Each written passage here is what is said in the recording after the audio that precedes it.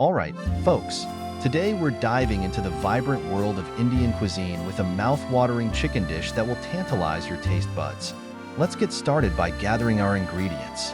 We'll need some boneless chicken, yogurt, ginger garlic paste, turmeric, cumin, coriander, garam masala, and salt. Now, it's time to marinate our chicken.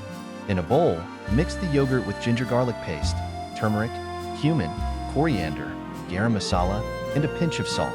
Coat the chicken pieces generously with this flavorful marinade, ensuring each piece is well coated. Let it sit for at least 30 minutes to let those spices work their magic. Once our chicken is marinated to perfection, it's time to cook. Heat some oil in a pan and add the marinated chicken. Cook it until it's golden brown and cooked through. The aroma filling the kitchen is simply irresistible. As our chicken sizzles away, let's talk about the serving. Garnish with fresh cilantro and a squeeze of lemon for that extra zing.